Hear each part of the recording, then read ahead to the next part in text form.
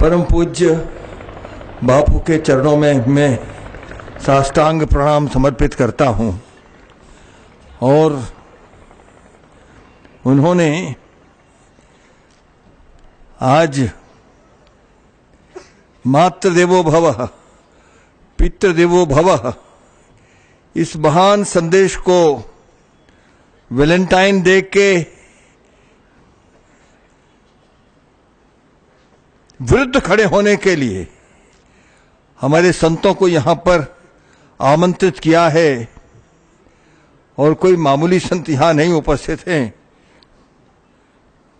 हमारे पूज्य महामंडलेश्वर प्रज्ञानंद जी महाराज वे आसानी से सब जगह नहीं जाते हैं और हरिद्वार से आए पूज्य हरिचेतनानंद जी का यहां पर आना मैं तो बड़ा कल्याणकारी मानता हूं। यहां पर हमारे नाथ संप्रदाय के पूज्य सुरेंद्र नाथ जी महाराज यहां आए हैं। वे हमारे शिरोमणि संत नाथ संप्रदाय के दिल्ली में प्रख्यात हैं। हमारे यहां पर सुरेंद्रानंद जी, श्री ओम जी स्वामी और अनेक संत यहां पर अभी अभी हर अयोध्या से हमारे संत हमारे वेदांती जी यहां पर उपस्थित हुए हैं। मैं तो सच में बापू का ही सामर्थ्य है कि इतनी बड़ी पश्चिमी संस्कृति के साथ वे सीधा सीधा संघर्ष कर रहे और उन्होंने जो रास्ता अपनाया है वास्तव में वही रास्ता सही रास्ता है। हमारे विश्व हिंदू परिषद का जो बजरंग दल है, जब वैलेंटाइन डे आता है तो हर शहर में वैलेंटाइन डे मनाने वालों के विरुद्ध खड़े हो जाते हैं।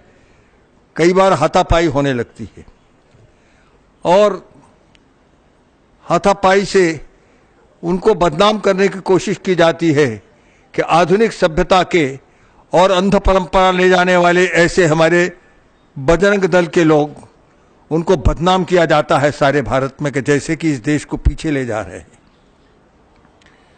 बापू ने एक ऐसा मार्ग बताया है, इसमें संघर्ष का तो कोई मार्ग है ही नहीं। मैं तो ऐसा मानता हूं कि हमारी संस्कृति को नष्ट करने के लिए पश्चिम की संस्कृति यहां पर बड़ी तेजी से हमला कर रही है। एक और भी बात मैंने पीछे बापू के मंच पर कही थी और उसको आप सब लोग बहुत ध्यानपूर्वक समझिए। भारत के हर प्रांत में 20-20 हजार संस्थाएं यहां पर इंटरनेशनल नॉन गवर्नमेंटल ऑर्गेनाइजेशंस काम करती हैं। विदेशी कंपनियों के पैसे पर ये हजारों संस्थाएं हर प्रांत में 20-20 हजार एक प्रांत में काम करती है। ये सब विदेशी कंपनियों से पैसा ही नहीं प्राप्त करती हैं, उनको इनके जीवन जीने की कला हमारे देश में संक्रांत करने का काम करती हैं और उनके ही निर्देश पर यहां काम करती हैं।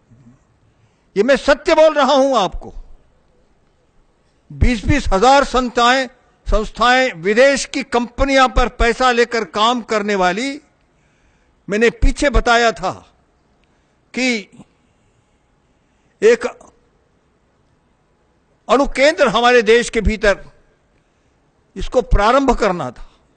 आणविक शक्ति हमारे देश में ऊर्जा प्राप्त हो। 6 महीने तक बड़ा आंदोलन चलता रहा। अरे बाद में पता लगा ये 1300 संस्थाएं वहां लगी हुई हैं केवल इसी काम के लिए। विदेशी संस्थाएं जिनको विदेश से पैसा आता है, उसके पीछे चर्च लगा हुआ है, जो विरोध करने के कारण से वह यंत्र चल ही नहीं सका था। उनको फिर गिरफ्तार किया गया और जबरदस्ती उस ऊर्जा केंद्र को प्रारंभ किया गया। ये वैलेंटाइन डे में कौन हिंदू है जो जाना पसंद करेगा? किंतु ये संस्थाएं जो पश्चिमी संस्कृति को बढ़ावा दे रही हैं, वे बड़े जोर शोर के साथ सड़कों पर निकलती हैं। ऐसा लगता है कि हिंदू समाज उसके अंदर समा गया है, वो भी वैलेंटाइन मना रहा है, डे मना रहा है। हमारी परिवार संस्था को नष्ट करने के लिए पश्चिम के कानून यहां लाए जा रहे हैं। पश्चिम में कोई छात्र, उसके साथ पिता कोई डांट डपट करता है, उनके यहां कहा जाता है कि हमारे पिता ने मेरे साथ दुर्व्यवहार किया है और उनके ऊपर केस चलाया जाता है, कानून कार्रवाई होती है और पिता को जेल होती है। यह पश्चिमी जगत की स्थिति है। हमारे देश में भी यही सिखाया जा रहा है। 8वीं कक्षा तक परीक्षाएं नहीं होंगी। जब परीक्षाएं नहीं होंगी तो बच्चे क्या करेंगे? बच्चे डेस्क के ऊपर टांग रख करके और गुरु का अपमान करके और जो उनके साथ में उनके मित्र बैठे हैं उनके गले में हाथ डाल करके वो शिक्षा ग्रहण करेंगे। ये सभ्यता, ये संस्कृति पश्चिम की संस्कृति है। ये स्थिति हमारे देश के भीतर पैदा करने की चेष्टा की जा रही है। हमारे कानून बनाया गया है कि गुरु के ऊपर किसी प्रकार का, और गुरु उनको कोई दंड नहीं दे सकता, कठोर बात नहीं बोल सकता, तो नियंत्रण में कैसे आएंगे? हमारी इस प्यारी भारतीय संस्कृति और हमारे पारिवारिक जीवन के ऊपर कैसा प्रहार हो रहा है। लिविंग रिलेशनशिप, एक शादी हो गई, उसके बाद किसी भी महिला के साथ और आप समागम दिन भर कर सकते हैं, रात भर कर सकते हैं। इसको सुप्रीम कोर्ट ने कानूनन व्यवस्था दे दी है यह भारत के भीतर। ये कैसे कानून भारत में चल सकता है? ये सारी संस्कृति, हिंदू संस्कृति पर सीधा प्रहार उनके द्वारा हो रहा है जो बड़े बड़े एजेंट 20-20 हजार की संख्या में हमारे पूरे भारत में और हमारी संस्कृति को नष्ट करने के लिए आज वाहक के रूप में विदेशी कंपनियों के पैसा प्राप्त करके ले गए। ये मैं सत्य बोल रहा हूं आपको। मैं नेपाल गया था, उन्होंने बताया 18,000 संस्थाएं विदेशी, जो विदेशी संस्थाएं, नॉन गवर्नमेंट ऑर्गेनाइजेशन यहां पर अपनी संस्कृति का प्रचार कर रहे हैं। माओवाद उसी में से पैदा हुआ है। मैं तो महाराज जी के श्री चरणों में बहुत बहुत बारंबार प्रणाम करता हूं। महाराज जी के कार्यक्रम होते हैं, जहां जहां उनको मौका मिलता है गुजरात में, ये संस्थाएं और उनको इस काम के लिए लगाया जाता है कि इनका इतना बड़ा, इनकी ख्याति इतनी बड़ी है, इस ख्याति को कम करो। और इसलिए यही संस्थाएं आक्रमण करने के लिए उतारू होती हैं। लोगों को लगता है जनता के बीच में से कोई आदमी आया है। मैं आपको बताना चाहता हूं कि इस देश में जो राज्य कर रही है महिला, उसने कहा था कि मैं हम बड़े बड़े संतों को उनके प्रति जो आस्था है नष्ट कर दूंगी मैं। और मैं देखती हूं कि राष्ट्रीय स्वयंसेवक संघ के प्रचारक, उनके प्रति जो आस्था कायम है कैसे बची रहती है। सबको अपराधी बनाकर रख दूंगी। और कांची के शंकराचार्य को उन्होंने हत्या के आरोप में बंदी बना लिया। इतने बड़े संत को पर हत्या का आरोप लगा दिया। मैं समझता हूं इस सदी का सबसे बड़ा अपमान मेरी छाती को 2 हाथ लगा हुआ है कि इतने बड़े संत को उन्होंने किस प्रकार से अपमानित किया है। ये महिला कर सकती है, मगर हमारे देश में से क्या हमारे संतों के प्रति की निष्ठा वो समाप्त कर सकती हैं?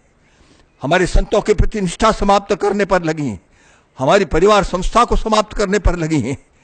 मैं तो कहता हूं इनके राज्य को मत आने दीजिए। 10 वर्ष बहुत हो गए।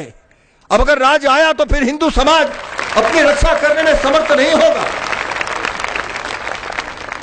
मैं बहुत नहीं बोलना चाहता हूं, मेरा मन पीड़ा से भरा रहता है। और महाराज जी जब भी बुलाते हैं मैं तो सदैव उनके चरणों में उपस्थित हूं। और आज महाराज जी ने इतना बड़ा कार्य किया है कि इस विषय को इतने बड़े बड़े संतों के द्वारा इसका प्रचार किया है। मैं तो समझता हूं कि अभी से शुरू हो गया है। और इसलिए जब वैलेंटाइन डे है उसके पहले ही अगर पूरा संत मंडल इस काम में लग जाएगा तो ये जो विदेशी शक्तियां कार्य में लगी हैं ये खुलकर के सामने पता लग जाएगा ये कौन है और क्या काम करना चाहती। मैं महाराज जी के चरणों में बारंबार प्रणाम करता हूं।